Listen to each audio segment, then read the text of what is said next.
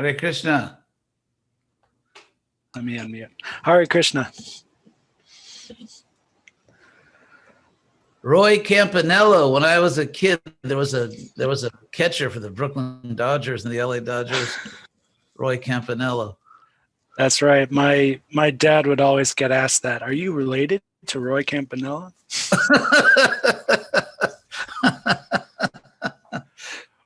We are unfortunately not, but we may be related. As far as I know, I'm related to Tommaso Campanella. Do you know him? No, who's Tommaso? He is a Italian Renaissance like philosopher mystic kind of guy. Oh. So he did a lot of stuff on magic, natural that's magic. Even better than Roy Campanella. Yeah, it's more relevant. Sure. So was your friend coming? Yes. He didn't RSVP, but he did ask about it, and I sent him the link. You've met him before. He is. Let me make sure I get his name right. Govardhandari Das. Govardhandari. Where is he? I think he's in India. Oh. Okay, well, I guess we'll begin. So, Nandali, are you going to connect it to Facebook? Yeah, can I go live now? Before, we can go live, but can I have permission to record this? Yeah. Sure. Yeah. And we should on time because we have to, for all the people that are watching, we have to be on time. So go ahead, Nandalila. Yeah. Did you try to record? Because you need to ask first. So I can. How do I ask? Well, we're recording. You could just send him a copy. That's true. I can send you the copy if you want. Same difference, I guess. It'll take, a bit more time to download or whatever, but it's fine. Same difference. Okay. Okay, I'm going live. Makeup.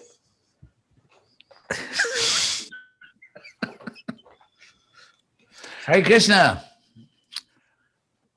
Hare Krishna. Go ahead. You like to say a few words?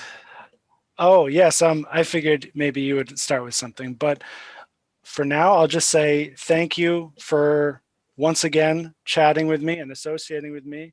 Goswami Ji, you're the best. Today, you're going to initiate me, which is an incredible mercy and honor and pleasure. I'm not speechless because I'm speaking, but I am.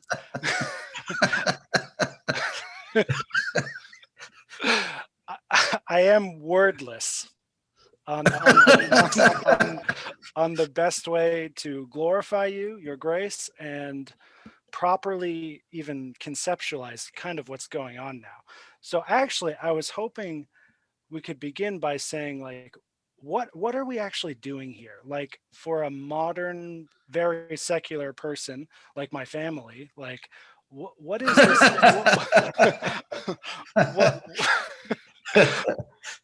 What is this? What is this initiation exactly? I might. Okay. Since you mentioned secular, I'm going to get into that. Secular, as I understand it, comes from a Latin word meaning world, and it's so it literally means like worldly. Let's see the etymology of secular. From Old French séculaire, from Latin secularis, from saeculum, generation, age, used in Christian Latin to mean the world as opposed to the church. So, so first of all, secular, there actually was a movement which was victorious in terms of becoming dominant, historical movement toward secularization. If you look at, actually, why not jump into this topic, right? It's all right. But I just want you to know at this point, no refunds. We've gone past that point, but. Oh, darn. So if you look at the way human societies, cultures have structured themselves or understood themselves for thousands of years, certainly most of the time, you could almost say, or you could say almost most of the time, or almost all the time, societies were not secular in the sense that there was a consensus that reality is not merely physical. And so in a sort of a stunning testimony to the utter lack of common sense nowadays, that has become sort of a controversial topic. In other words, is the world merely physical? Is it also metaphysical? That's a topic I won't get into here, although there's, I think, overwhelming evidence that the world is bidimensional, both metaphysical and physical. Our political system is based on that assumption, equality, not an empirical fact, but a metaphysical fact. But in any case, so most societies in history have understood that because our political or social or economic system should somehow be in sync with, it should be integrated with reality and not irreality. And since reality is both physical and metaphysical, our political and social and economic systems should somehow reflect the real nature of the world. And so therefore, rather than, they had non-secular society, they had society in which it was considered, for example, if you look at Roman society, it was considered a civic duty to show certain respect and honor, to make certain offerings to the gods as they conceived them. Interestingly, in Roman society, there was religious freedom. No one really cared very much who you ultimately prayed to save your soul. But it was understood that just as we have certain administrative hierarchy in our human society, so there is a cosmic administration, a cosmic hierarchy, and therefore showing certain honor to, let's say, Jupiter or other Roman gods was simply a civic duty. You did that. It's in the same way you pay your taxes. For example, you may be a let's say an enthusiastic booster of the city you live in. You really, you belong to the Rotary Club or whatever, but you also have to pay federal taxes. The fact that you, let's say, identify with your state, you're into your state, you're into your city, and all that. Like where I grew up in Los Angeles, they call people Angelinos. Perhaps not the best choice, but that's what they call people from LA. So, or New Yorkers and so on. So you may be an enthusiastic member of your community, but you still have to pay federal taxes. And so for the Romans, let's say honoring the gods was something like paying your federal taxes as opposed to your state or city taxes, which was, paid to the actual Roman human beings. And so one could argue that, well, because we have freedom of religion, we can't have a state religion, or we don't want a religion favored by the state. And given the history of the West, that was probably a really great idea, given all the brutality and cruelty and just unspeakable evil that was perpetrated in the name of religion. It probably was a good idea to decouple religion and society. However, I would say that in itself doesn't necessarily make a society strictly secular, because you could have certain higher values which must have a religious base. Actually, secular democracy is kind of a contradiction. It's sort of a contradiction said the word secular democracy, or what's that fancy word, oxymoron, which means a very unintelligent, castrated bull. Oxymoron. But anyway, oxymoron, anyway. So I would argue that the words secular and democracy are somewhat contradictory, because democracy is based on the notion that we're all equal, but that's a religious idea.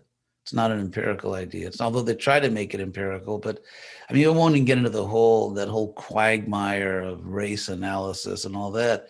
You know, suffice it to say that just on an individual level, look at all white people, all Asian Americans, all black people, and just look within a race. You don't get into that whole thing with race. People aren't equal. For example, in California, where I grew up, they have public universities. University of California has some status, and everybody doesn't get in. In fact, some campuses like UCLA and Berkeley are extremely competitive, almost like Ivy League schools. So there you have a public university. It's not even private. You could say, well, a private school can do what they want. They can have their own selection process. Like you have to be a Christian, or you have to be, you know, this, or you have to be that. But here you have a public university in a secular society, which does not treat people, gives them equal opportunity, but doesn't treat them as equal, because they're not equal. Some people get in, some people don't. If you try out, let's say you try out for a college basketball team. Again, it's public. It belongs to the public. It's a state institution, and yes, some people make the team, some people don't make the team. So if you're trying out for a basketball team, if you're trying to get into a prestigious university, if you're trying to get a good grade in a class, you're trying to win the, you know, sweet Mary Lou or something, or Mary Lou's trying to win sweet, I don't know, Bobby Goo or whatever it is, you know, in terms of, you know, trying to attract someone from the opposite sex, you're not equal. So where do you find people are actually equal? Certainly not in applying for jobs, not in applying for universities, not in athletic competitions, not in musical competitions, not in the sort of the brutal battleground of free market competition. So where do you find it? And yet we've based our whole political system on that, and our judicial system and everything. And so therefore, if you say democracy is based on equality, equality is not a mundane concept. It's a metaphysical concept. So what that proves is, if you believe there is such a thing as secular democracy, that means you believe something can be metaphysical and secular at the same time.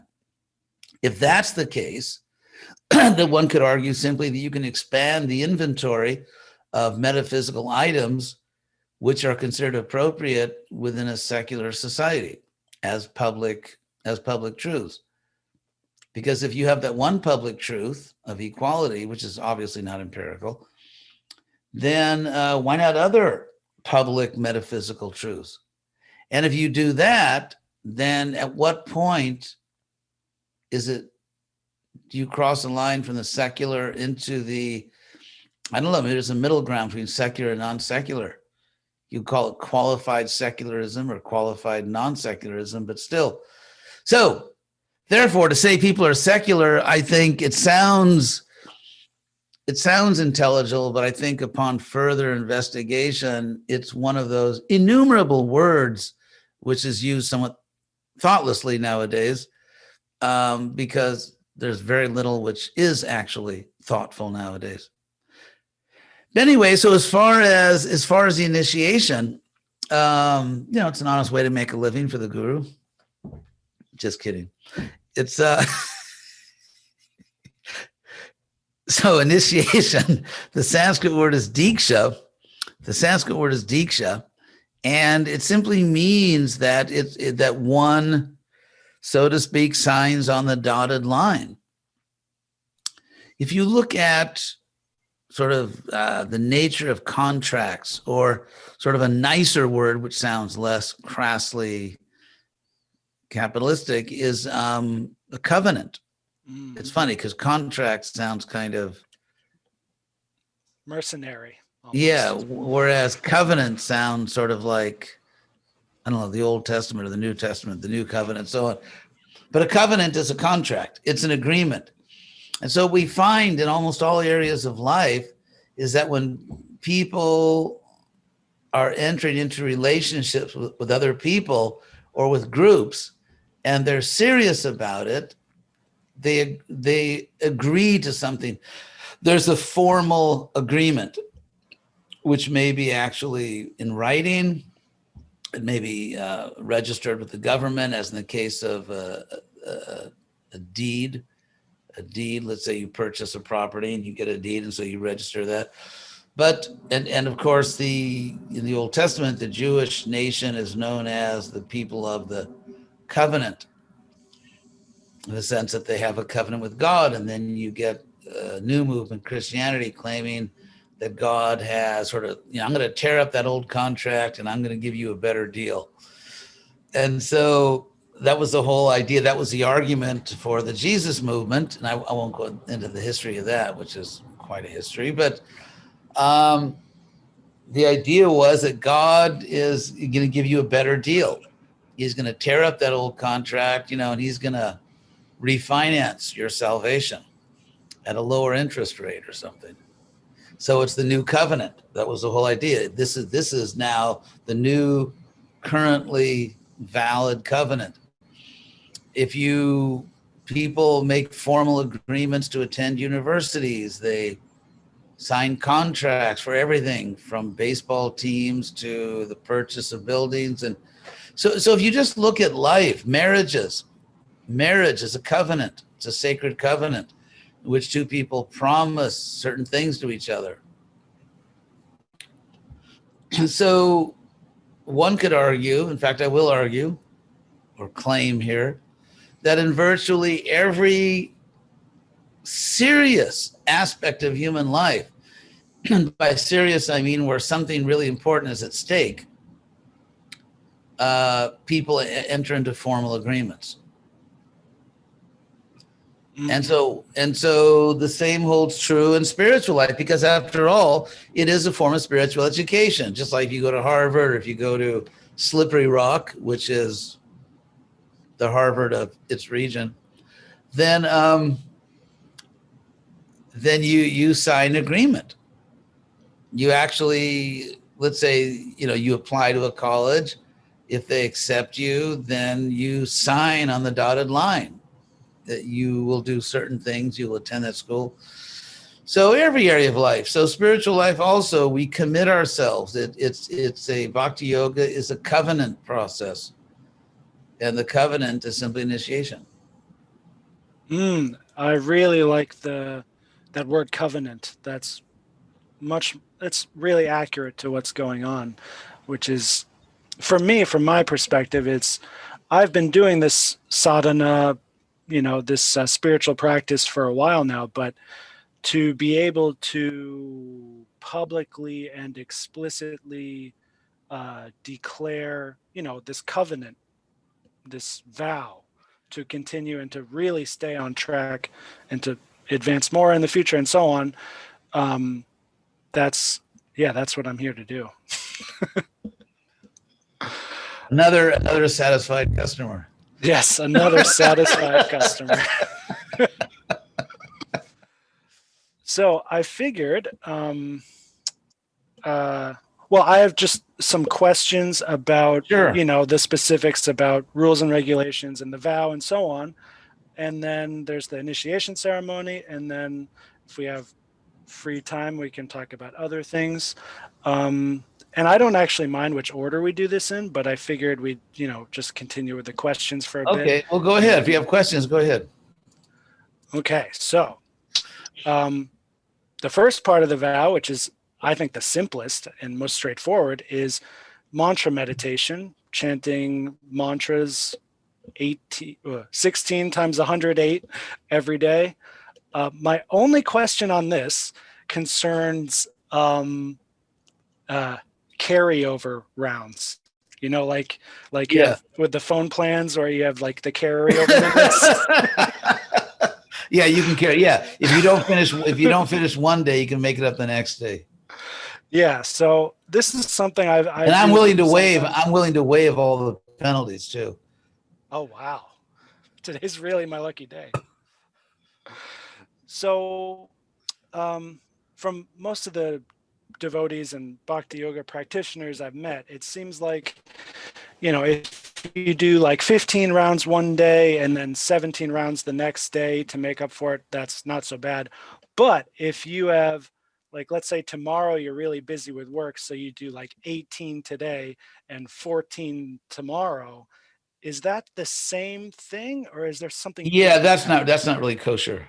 Yeah, I Yeah. get that feeling too, but I'm not sure. Like, Well, I would explain it this way, because premeditated mm, not chanting your rounds is, so let's say every day we wake up with the intention to keep our vow. And so if some days it's just we're overwhelmed by other things we have to do, and somehow we're not able to do it, then we make it up. But that's not premeditated. That's just you do your best, and if there's a little problem, the next day you repair it. right. So in this example, it seems the easy thing to do is, well, I'll do the best I can today. Let's say I get 14, and then the next day I'll do the best I can. I should get 16 at least, hopefully 17, 18, whatever. And yeah, just keep going. But Yeah, the easiest thing is just to get in the habit of doing 16 every day. Hmm. I know, life is very frantic nowadays, but yeah, and if you're 14, it's like, you don't want to stop for a break when the finish line is in view. It's like you see those things on YouTube where some guy's winning a race, start celebrating too soon, and someone else passes. Yes, that's similar things have happened in my life many times. The most recent I can remember was in the gym. I was doing judo, and I started to get this what's it called? The jump on my opponent, who was a higher rank than me. So I got so excited. I'm like, I got him, I win. And then I fell down prematurely and I injured my leg, and I couldn't even practice for a while. So that was like, clear lesson to remember. Pride goes before the fall. Okay, so what other question? Oh, and also, so that first question reminded me of the theme I have for this whole kind of questioning segment, which is I'm not trying to like premeditate some cheat for the system. I'm just trying to, well, clarify what the vow actually is. And also, this is just my favorite thing to do, which is like do like philosophical, ethical kind of discourse. You might call it a rabbinical process. I don't know, something like this, which is just fun for me to do. So the number 16, 16, rounds on beads, or 16 times 108, is not an absolute number. It was Prabhupada's sort of considered judgment, informed decision on what was not. It was sort of the Goldilocks number. It was not too much and not too little. And because in India, his guru's society, they actually did more, but Prabhupada figured that this is what people can do nowadays, not too much and not too little. Yes. Yeah, that's something I'm very aware of. Like, it's so perfect. This is another reason I'm so happy to be initiated, because Srila Prabhupada is incredible. I mean, he nailed everything so perfectly, and he basically saved my soul. So this is kind of the least I can do, I feel like. Yeah, exactly. Yes. Yeah, sweet 16. Yes, sweet 16. Maybe we could do a remake of that old song, 16 Candles, the 16 rounds or something. I have ideas of this all the time, of like modern rock songs, but you just add in like Krishna instead of like My Baby or whatever, I think that. So another question. Yes, so that's it for japa and mantras. Moving on to the 4 rules and regulations, the 4 things not to do. I figured I'd start with gambling. This one's actually really another simple, easy thing, I think. So I don't like to gamble. I don't care about it. It's not an issue for me. But where I think it might come into play or effect is with investing and stocks and cryptocurrency, these sorts of things, especially in this modern, digital world. It's getting really confusing where the line is. So the way I see it is like day trading is gambling. So if I'm buying and selling stocks like 5 times a day to get $100 profit or whatever, just to like get profit day Yeah. by day, that's, to me, that's gambling. Yeah, it is kind of like an addiction. Yeah, yes. So that's the addictive aspect is there in the day trading stuff. I would say in stocks, as you know, in all investments, all financial instruments, there's a ratio where some things are more risky and potentially could yield a higher return. Some things will very likely give a lower return, but are much less risky. And so I would say if one is getting too far on that continuum toward high risk, possible high return, I think at that point it starts to get more, it's not just investing. It's kind of like, because it's like, if you throw the little balls down the roulette wheel, it's not a science unless you're like really good at that. But and so it's really, I think, in fact, a common name for gambling is a game of chance. Mm. And I think it's that thing where you sort of disconnected reward from deserving or reward from merit. So that if you earn something or you deserve something, it's natural. There's sort of a natural law in the universe that Krishna states in the Gita about people should get and ultimately do get under God what they deserve.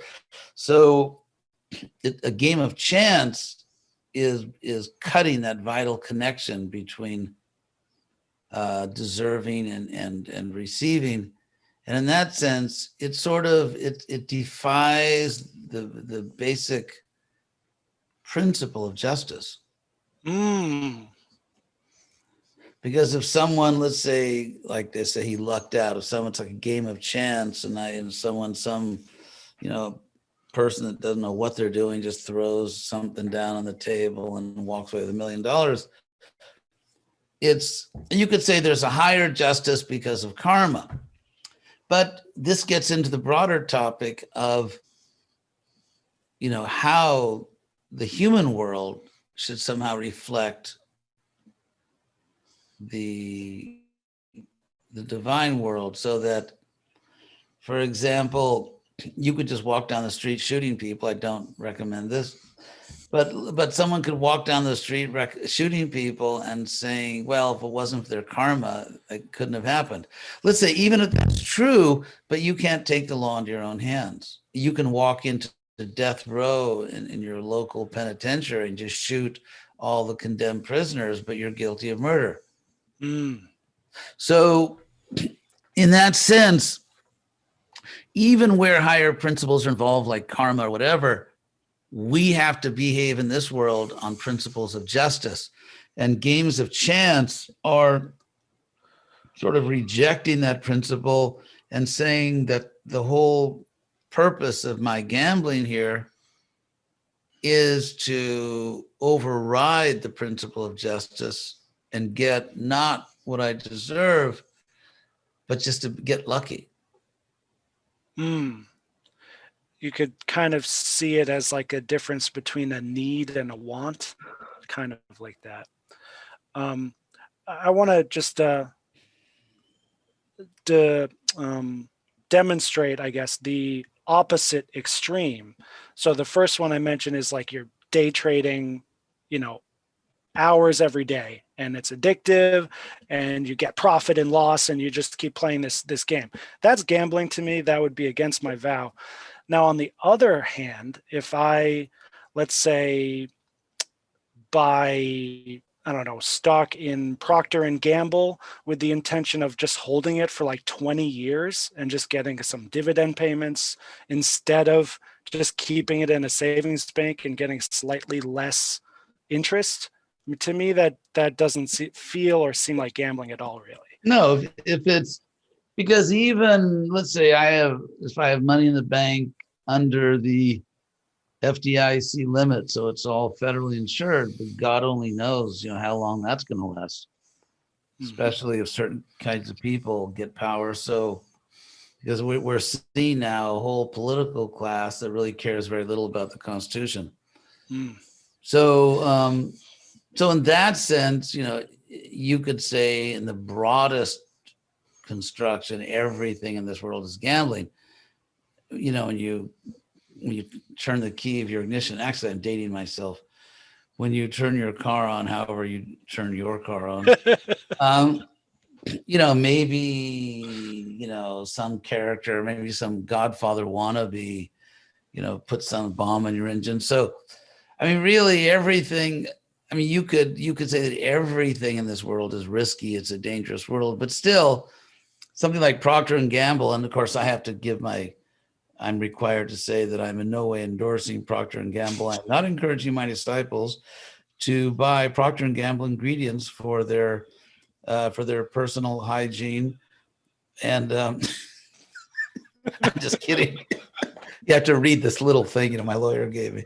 But yeah, so I think the more it is not gambling, the more it is just, you could say, administration rather than gambling. You have a certain amount of money, you want to protect it. So therefore you find some safe haven for your money. I think the main reason people lose money based on a lifetime of observation is greed. Because even like Procter and Gamble, if I'm going to maybe earn a few $100s more per year, but it's all at risk, as opposed to, let's say, having it in the bank where I make literally a few $100s less, but there's no risk, then I'm just going to keep it in the bank, because to me, the peace of mind that I have is worth many times more than a few $100s. I think it's funny how people get all worked up and stressed out by their financial maneuvers, and maybe they make a few $1,000 more here or there, but then they spend 5 times that much on vacations and pharmaceuticals and just trying to recover from all the anxiety they got themselves in. So that's just me. Personally, I would rather take a very cautious, safe, peaceful approach and just think about Krishna. Amen.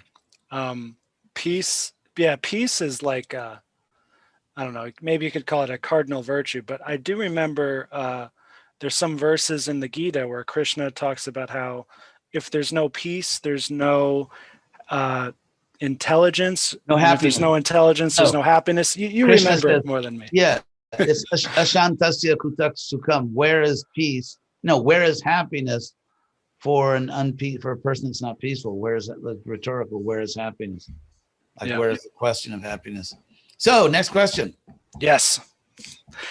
All right, gambling done. Moving on to, my favorite, intoxicants. Yeah. So, if I were to kind of step out of my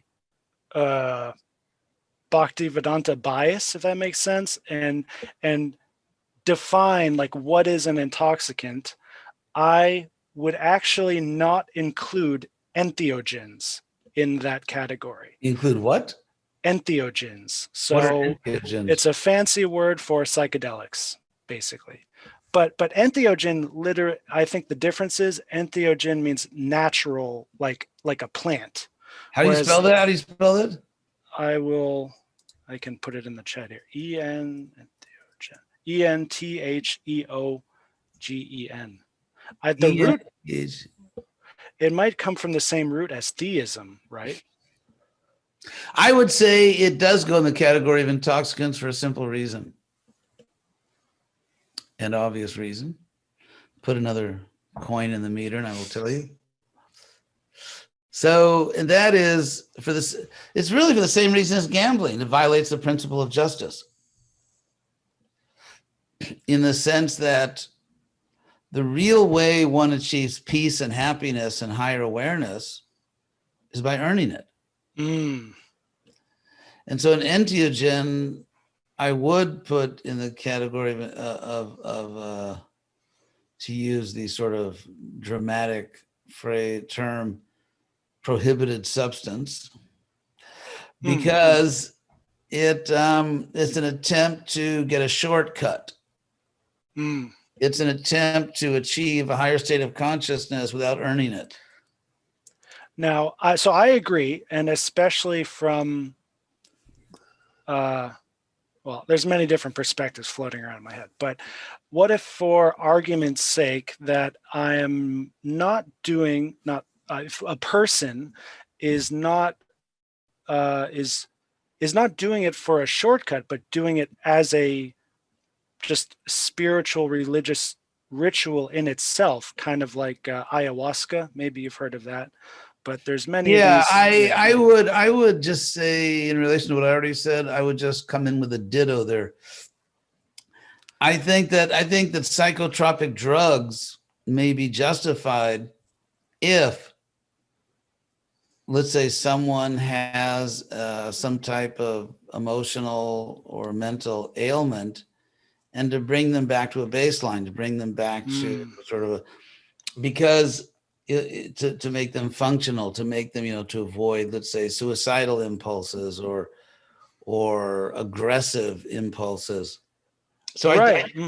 So I think, it is possible, if we can just sort of put aside all the sophistry, it is possible to talk about normal consciousness. It's not an enlightened state, but it's not a neurotic or, let's say, emotionally unwell state. It's just sort of normal conscious where you can function in the world. I think drugs or medications, which are required, meaning that their benefits cannot be achieved in other less invasive ways, but those kinds of medicines which are required just to bring one to a functioning state where he or she can just live, quote unquote, a normal life, that's justified. But if you want to go beyond that and achieve states of higher awareness, then you have to earn it. Yeah, that makes sense. I have lots of personal experience here. That is, I mean, I've literally cheated, and I've felt the effects of like being a good cheat and a bad cheat. Like, I've already done this whole thing. This is why I'm like, it's time to get initiated, because I don't need to do that anymore at all. Like, it's just, if I was like 16 or something, like, it'd be a different story, but sweet 16. So another thing that may come up in my future life, and it will give me a quandary, difficulty, confusion, something, is not using or abusing an intoxicant, but like tasting an intoxicant or socially as part of a social thing. Because I would say if you do it socially, you're really wasting a great teaching moment. Because, I mean, if you, let's say, there's some party or event and you say, I actually don't drink alcohol, it's not like spitting in someone's face or kicking them in the shins or calling them some bad name. I mean, it's obviously within your right, and you can be a perfect gentleman and a perfect host or a perfect guest and not to drink. So I think there are some ways in which we should fit in. We should ingratiate ourselves, just be nice people. But it doesn't mean we have to violate our principles. And so I can't imagine. For example, when I was at Harvard, in my department, Sanskrit and Indian studies, they had this little Friday afternoon, early evening get together, trying to sort of promote camaraderie, collegiality in the department. And so Friday, I can't remember what time it was, maybe 5 o'clock or 4 or 5 o'clock, whatever it was. We'd meet there in the department, and there'd be crackers and cheese and wine. And I never drank the wine, and no one was. I mean, it would be absurd for someone to be offended by that. And I was friends with everyone. We had really good relations with everyone. I didn't have to drink the wine to be a nice guy. Well, Goswami, there is actually to me, there's a big cultural thing here. That's a huge dimension. So in America, yes, I'm with you 100% on this, and it won't be an issue. What I'm actually thinking in my head is like East Asia. For example, if I were to marry a rural Vietnamese girl and I meet her father, or Chinese too, like there's many nations like this where he'll say, okay, you want to marry my daughter? You have to, do more shots than me. You have to drink me under the table so I know you're a man, and then you can marry my daughter. So do they really do that? Yeah, and it's not like an optional thing. A lot of times it's just not. It's like a very like, how do they win the war with a culture like that? Well, there is the whole history of the Vietnam War, for example. I think that for one thing, if let's say you want to marry a girl, which means you want to spend your life with her, it is in a culture like that where family is important. I would say it would be dangerous for you to marry a girl who, number one, thinks so little of your spiritual practice. It's like, why are you marrying her? Or number two, is so much controlled by her family that she would expect you, in order for her to marry you, to do something which she knows goes against your spiritual practice. I think that would be an extremely inauspicious way to get married. Because if she's so heavily influenced by her father that she would even ask you or want you to violate your sacred vows, then that means that after you're married, it's going to be a pretty rough road. And yes. because when people get married, if you marry someone, you want to have a relationship where you work things out among yourselves. It's not the girl goes running to daddy or the guy goes with his mother. That's even kind of like more bizarre. And so in order for a marriage to be successful, it's important that two people work things out between them. So if the girl doesn't just step in and just tell her father, hell no, that's crazy. You don't understand who I am. You don't understand who this man is. If the girl's not going to stand up for you in that situation, she's not going to stand up for you later. And you're going to have a terrible and probably very brief marriage. Thank you, Goswami. That's really the broad perspective there. Bring it in nicely. Just one more little question on intoxicants. As you know, I'm a Campanella. You're not going to ask my favorite beer or anything, are you? Because I never drank beer in my life. Wow. Cool. I thought just the smell of it was disgusting. And anyway, I won't do my rant on beer right now. Well, as an ex-brewer, I promise I won't do An ex-brewer. Yeah, in my college days in Vermont, I was winemaking and brewing and doing lots of fun stuff. but it's just a hobby, not something I'm attached to or anything.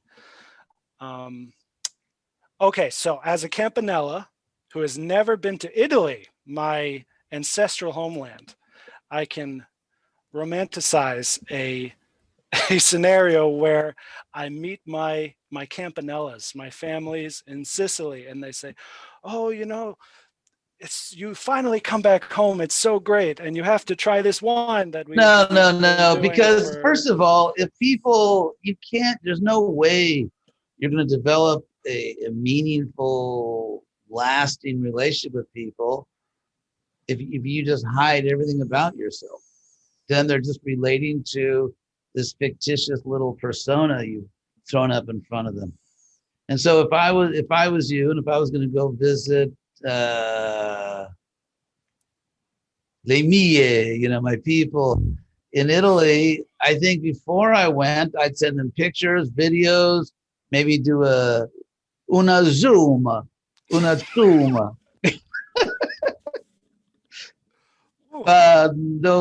fare una zoom, and so they get to know you. I mean, you don't want to do any cold calling. If you're trying to practice spiritual life, you don't just like show up in Sicily. What you do is you write to them, you meet on Zoom, you explain yourself. This is what I do. Another thing is you could pull on them is that I Romani antichi, the ancient Romans, they were practically vegetarian. Their big power food was chickpeas. For one thing, meat doesn't last; it gets rotten. It's just if you study the history of Roman warfare, which I have, it's very interesting because a lot of it is agility. If you've got this whole big herd of ox you're going to slaughter, you're going to be about as agile as Humpty Dumpty. And so, no, they were agile. You need to be able to move quickly. They carried these bags on their belt that had chickpeas for protein. So, yeah, that's the thing, It's one thing to be nice and friendly. It's another thing just to capitulate every time someone, they stand up for their principles. Why don't you stand up for yours? It's like you're putting them above you. It's one thing to say, okay, we're devotees. We know we're the greatest thing since, I don't know, buttered corn on the cob. So it's one thing. So we say, okay, even though you're a spiritual practitioner, even though you're one of these most fortunate people that knows Krishna, still just be a regular guy. Don't put yourself above people. That makes sense. But you don't put yourself below them. Well, what about? I see your point, but so you should get I think you should really get to know people a little bit, and they should know you. They should know who you are. They should know who you are, and they should know that, for example, let's say in a typical Italian family, especially in the old days, few generations ago, it's like in these big Italian families, one of the boys would become a priest. Like every big Italian family would give one boy to the church. And so if you're, let's say your brother or your son or your nephew, whatever, is coming for a family dinner, you don't try to set him up with, with little Lulu or something. You don't try to set him up with some good looking girl from your neighborhood. Because everybody else in the extended family, they have wives or husbands or girlfriends or boyfriends.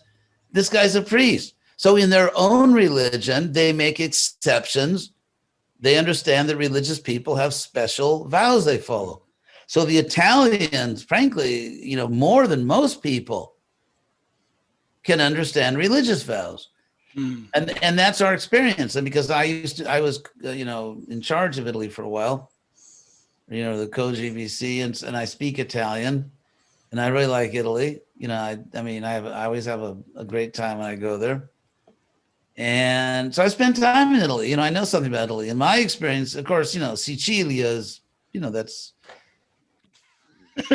Sicilia. But my experience in general with Italians is that they tend to be kind of cosmopolitan about religious things. They really understand that, religious people make vows. Sorry, what do you mean by cosmopolitan in this sense? I mean, they're sophisticated. They're not just like little village people that everyone has to be like us. Now it depends on who your relatives are in Sicily, but many Italians that I've met, if you explain to them that I'm a priest or that I have I'm dedicated to a religious path or spiritual path, and we make certain vows, the Italians understand that more than most Europeans. They respect the fact that when you take up a religious vocation, you make special vows. So my experience in Italy is there's a lot of sympathy for stuff like that, a lot of respect. This is really good news. I feel much more motivated to visit Italy and much more strong to maintain my vow at the same time. Yeah, I mean, I mean, no offense, but if it was a Greek island, then that might be a little more difficult. But Athens probably wouldn't be a problem. But no, my experience in Italy, people tend to be open-minded. They have sort of a mature understanding of religion. There are different religions, and you take vows, and they understand those things. I mean, if you didn't eat the spaghetti and you're allergic to olive oil, I think that would be a much bigger problem. Oh, okay. Yeah.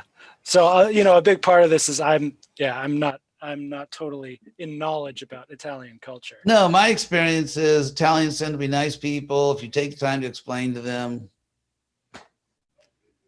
especially the fact that a religious person, has some special rules to follow, they understand that. Excellent. Okay, so I think there's one more hard question concerning illicit sex.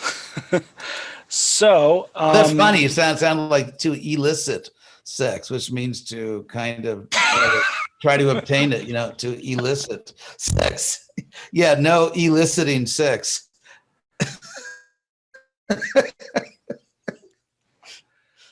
So I'm just going to ask you, and you can respond however you want. I know this is a gross topic. No one wants to, I don't think. I don't mind. To me, it's just philosophy. As one of my personal heroes once said, bring it on. Good. Very good. I'm the same way with philosophy. I'm thinking more about other people listening to this. I'm trying to keep it brief for them. But basically, concerning my vow, strictly, I mean, like specifically the vow I'm taking, not so much in general, because I already know all the principles. That's pretty easy. But in terms of the vow, what do we think of porn, masturbation, and in general, orgasming? Are these all three not allowed, considered illicit sex? Oh, that's a very pleasant dinner table topic. I would look at that. Natalie is hiding her face behind her glass. I would say that it's obviously, not a great idea. I mean, I don't want to rate them, but I think that to be honest, none of those things are, we should do. I mean, we should avoid all those things, but actually having an illicit connection with another person, I think is even worse, because you're engaging someone else, and it's what's that euphemism they use? Pleasuring oneself. So I think I mean, obviously we should avoid all those things. Right. So that's the principle that I'm totally secure about in Yes. knowledge and buddhi, you could say. What I guess I'm not concerned about as much as like kind of a problem with maybe how this is worded is that I could technically, be celibate, never have sex with someone else, never masturbate, but I could watch porn all day, and that might be considered okay by the vow. So it's like, as far as pornography, I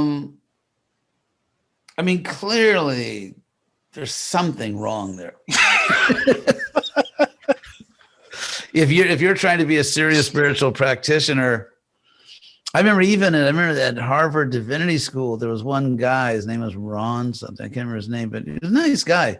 He was in the admissions committee or something. In fact, when I was applying, I even had a little exchange with him, and somehow it was discovered that he was using at work on his Harvard computer, he was doing porn. And so it was, they didn't behead him or anything or even castrate him, but he was, it was considered to be inappropriate. And then they kind of worked it out. They were kind of nice about it, but yeah, pornography is, first of all, it places one deeply in the bodily concept of life. And it is really based on, if you go into the psychology of lust, it's really based on lording it over someone else. The whole point of, especially say for a man, in enjoying a woman, because it's the men that do pornography, despite kind of like pathetic attempts to say the sexes have the same psychology and everything, but it's really more a man's thing, and which proves they're more intelligent. That was a joke. So if you look at the whole psychology behind pornography, it's subjugating. And it's totally subjugating, even humiliating, dominating another person. In other words, it's perhaps one of the most intense, illusory experiences of lording it over this world. So clearly, doing porn because, technically I didn't break the principles. It's like some kind of perverse gotcha moment. It's like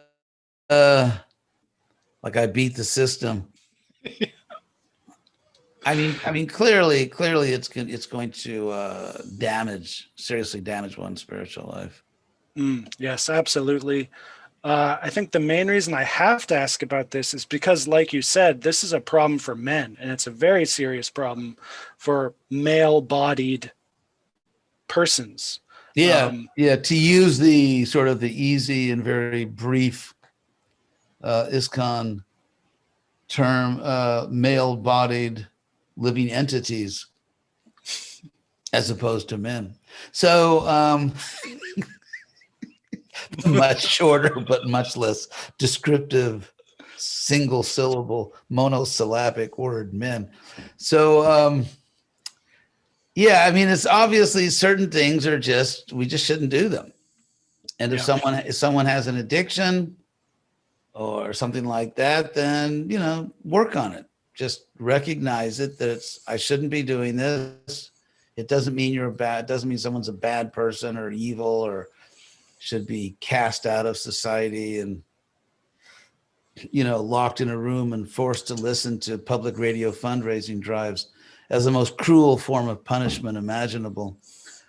But, but if someone does have that bad habit, then they should sincerely endeavor to overcome it.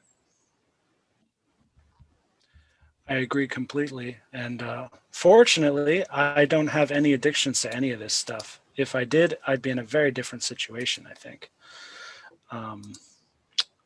What else? Oh, this is interesting. Onions and garlic are technically not against my vow, but as you know, this is a very common or standard thing in this. I guess, yeah. By some people considered to be just slightly below cow killing. It's yeah. As far as just slightly. Yeah.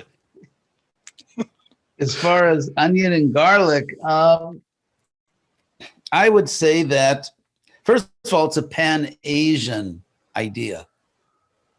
So that, for example, in strict Thai restaurants, they don't use onion and garlic. It's a Buddhist. Strict Buddhists don't eat onion and garlic. So it's not just India. It's not just devotees. It's not just India.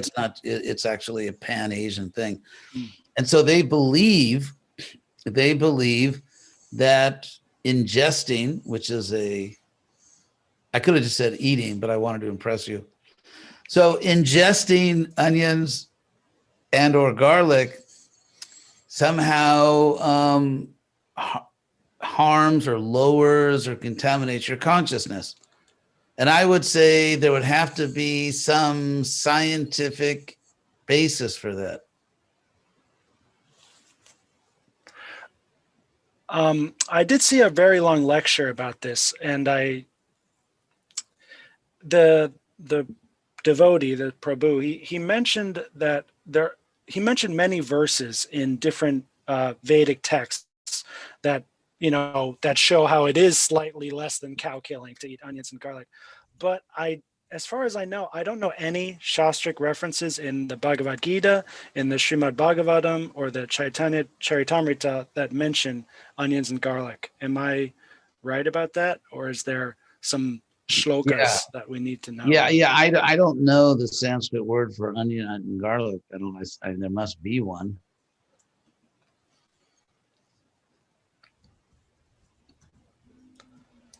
But so I think it's an area where ultimately I think I would defer to the science. Yes, science. In the sense that if we don't eat onions and garlic, Krishna Sundari. So if the onion and garlic, if we shouldn't eat them, there has to be a good reason for it, because it's obviously not ethical thing. It's not that actually garlic plants are really little people with highly developed consciousness, and so when you pull them out of the ground, I mean, it's so there has to be some scientific reason for it. And I don't know if there is. I don't know if it's just a belief coming from Asia, because it is a belief in Asia, or if actually scientifically it affects consciousness in a way which is so objectively undesirable that one should not eat those things. I could see the case being made that onions and garlic promote like a Rajaguna mentality, so to speak, and this is not as good as Sattvic Guna. Yeah, but then again, you'd have to. I know. I had a friend, who was helping our movement, who was in the Air Force. He was a flight engineer or something, and he said that they were told not to eat garlic right before flying because it kind of affected your reactions and everything, and so of course then it has medicinal properties, but if you say it's in the, let's say, in passion or something, or ignorance, there has to be an explanation of that. In other words, because, for example, you could say drinking liquor is the mode of ignorance, but we can easily explain that neurologically. There's a very clear neurological explanation of why you shouldn't drink or take other drugs. And even marijuana causes all kinds of harm, although, some people don't want to look at the science on that.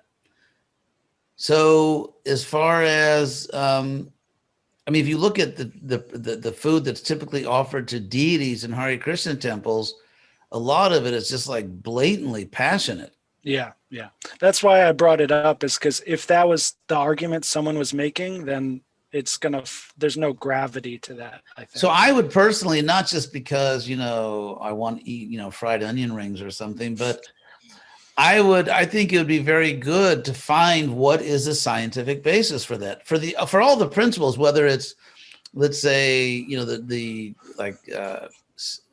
illicit sex or gambling or intoxication in general. The science is obvious. I mean, there's unlimited science to demonstrate why you shouldn't do those things. Yes.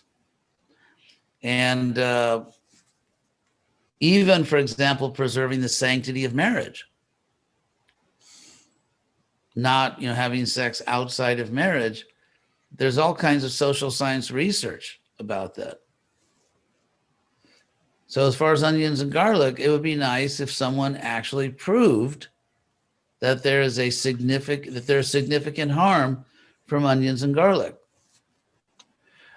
I do remember, now that we're talking about it, I did hear, I mean, I don't go into detailed research on any sort of science because I just don't care that much. But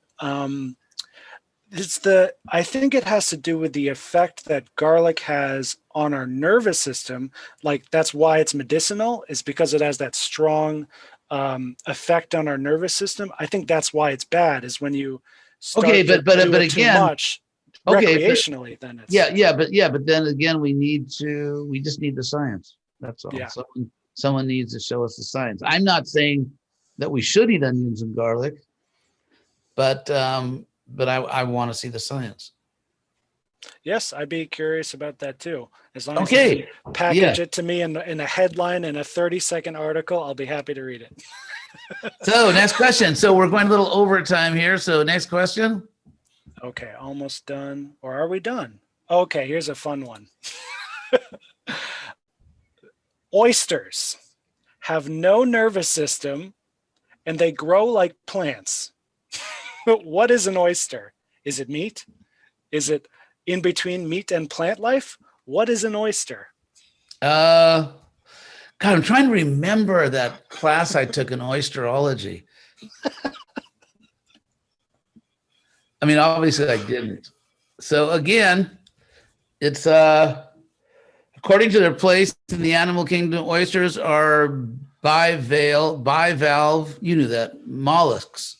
I mean, that's the obvious thing. It's a bivalve mollusk, which means they are most technically not plants, not even fungus. Here's a whole article: oysters, vegan or not.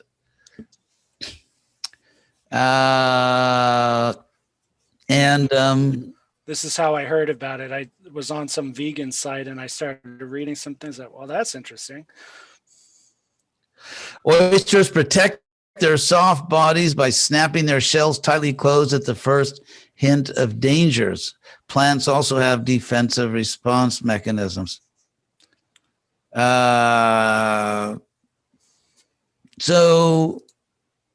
I don't know. Oysters, to me, it's just what does the science say? That's all. So next. Hey, Krishna Sundar. I think that's it. That is definitely it. I don't like going into this too much, but these are just a few But questions. the general principle is, and this is a big point in Krishna West, that just kidding. The big point is that I think we should be rational and we should be science-based. I personally practice Krishna consciousness because it's a spiritual science. And in everything in life, I try to act intelligently to the best of my ability. So things like oysters, things like onion, garlic, let's see the science. Excellent. Okay, so yeah, I have no more questions. If it's okay with you, Goswami, we can continue with the covenant. The covenant, yes. Okay, so for initiation, as you know very well, you make a vow, and then I do a credit check, and then we see if we've got a deal. Okay. Okay, so why don't you? So what is your vow? Okay, my vow is to, from this day forward, chant every single day the Maha Mantra. I'm going to get confused on the math now. 16 times 108 times every day. 16 rounds Yes. of the Maha Mantra. I will do that every day. From now on, I will abstain from intoxicants, illicit sex, gambling, and meat eating. I promise to do these things. Very good. God is my witness, and Goswami as my Diksha Guru. Hare Krishna. Hare Krishna. Okay, very good. So the name I chose for you, because you are known in some circles as Ananda, isn't it? In some circles, yes. Yes. So there is, so I chose the name Vidyananda because Vidya means knowledge, scientific knowledge. And so, in fact, Ananda Vidya Nija Bhakti Yoga, it said that these are the gifts of Lord Chaitanya, Vidya, clear knowledge of reality, and Ananda, spiritual happiness. And actually, I had a godbrother, a very nice devotee named Vidyananda, who passed away very recently. And we are acquiring from his widow, who I also know is a nice devotee, his library. He was a serious book collector, Krishna conscious book collector. So we're acquiring his collection for our institute in Gainesville. And so you can continue that tradition of cultivating happiness through real knowledge, spiritual knowledge. Excellent. Vidyananda Das. I'll write it in chat with the diacritic mark. I won't. Let's see. I get the diacritic marks too. Do I have to pay more for that, or? You do, but I'm assuming you want the. Oh yeah, no. You could give me extra diacritic marks. Actually, that'd be. Vidyananda. Vidya, of course, comes from the root vid, which means to know, like Veda. And we still have many words in English from the Sanskrit root vid or Veda, such as video and vision and in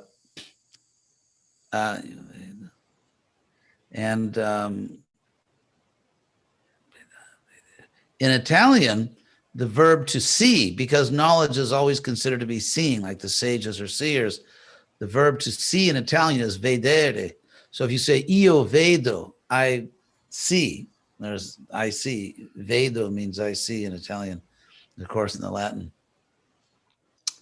Okay, very good. Thank you for your sincere practice of Krishna consciousness. Krishna Sundari. Can everyone see Krishna Sundari? They can't? On Facebook? Yes, Krishna Sundari is my disciple, and her mother is my disciple. And Krishna Sundari, how old are you now? I'm 18. 18. Very good girl. Very good, intelligent, very talented musician, songwriter. And so, do you have any message for everyone, for all the devotees? No pressure. Do I have a message?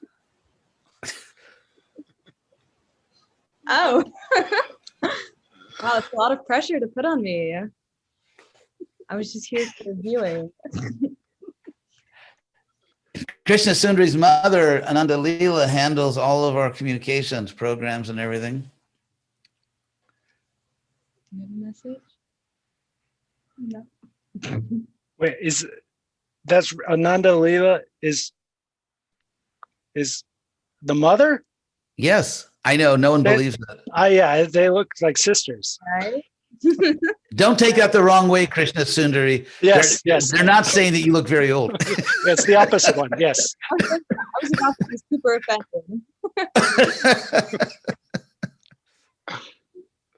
offended. Okay. So I think we've completed our program.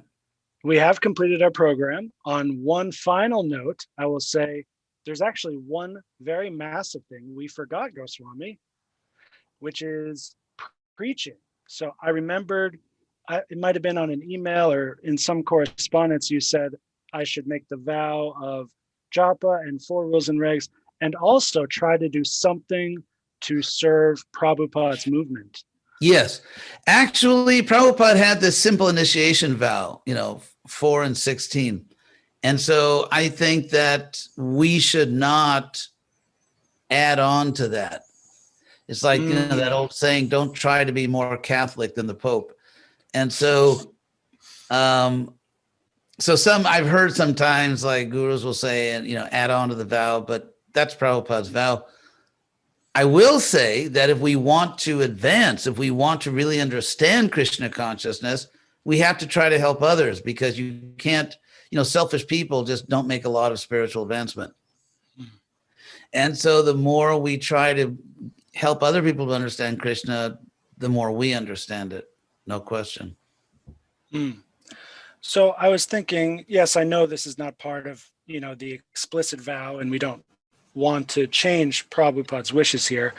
But I was hoping, if you are happy with it, we could meet again in a month or two and do another show just on preaching in general, about maybe not so much in general, because you've talked about that so many times before, but maybe more personally, like how I can be best of service. And another burning question on my mind and heart is, where in the world should I live? Because I'm kind of homeless right now, and homeless in a good way, meaning I can actually, because of my job, I can live anywhere in the world. And I'm a little bit confused on where I should live and where I can be. I think, best okay, service. that's an easy question to answer, where you should live. Oh, okay. And we can do another program later, just have to talk to Nanda Leela. And she just winds me up and points me.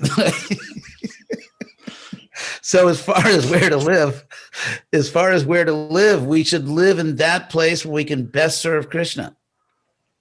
And if we let other criteria intercede or take precedence, then we're not going to have a great life. Yes. It's like if you're a general leading your army into battle and you say, well, we have to camp somewhere, and strategically we really need to be here, but I don't like the weather there. So let's make our camp somewhere else, or we have to choose a battlefield. This is the most strategic battlefield. I'm going to go somewhere else because it has really nice flowers and there's a little river and it's really pretty. I mean, that's not, if you're a military leader, you can't make decisions on that basis. And so if we really want to dedicate ourselves to helping this planet, people love those blockbuster movies like, Tom Cruise and Bruce Willis. I guess, they're aging a little bit, but where people are trying to save the planet, either an asteroid's going to hit it or there's some alien invasion or, whatever. So when you're in that mode that you're trying to save the planet, all your decisions are strategic. They're not self-gratifying. And so one way to see that you're really in Krishna consciousness is that you make life decisions like where I'm going to live, what I'm going to do on strategic grounds, because if I do this, I can help the most people. And of course, there has to be a balance. You can't be too self-sacrificing. You have to give some consideration to your personal nature, your health needs, and things like that. You can't just, pretend like I'm a blank slate, because you're not. We're not blank slates. We have needs, we have natures, and so on. So we take consideration of that. But let's say all other things being equal. If all other things are equal, like I can satisfy my own basic needs in a number of places, then I go to that place where I can best serve. And if we're not thinking like that, we're not thinking like servants. If we're not thinking like servants, we're not thinking spiritually. We're just thinking in a mundane way. Yes. And once again, Goswami, I agree with everything you say. The principles are all there, but I'm still very much at a loss, actually. Okay, so we can talk later. Yeah, we can talk about that and next try time to figure that one out. Okay, well, thank you very much. Thank you, Nanda Leela. It was very nice to see Krishna Sundari. And I've known her since she was, how old were you when I first met you? About 6. Like 6, I think. 6 years old, yeah. Hardly changed. I know. Just kidding. Still the same. It's another one of those things. Just take the good part as a compliment and ignore the rest. Okay, well, congratulations, Vidyananda Das. Thank you all very much. And we'll see you guys later. Thank you, everyone. Hare Krishna. Hare Krishna.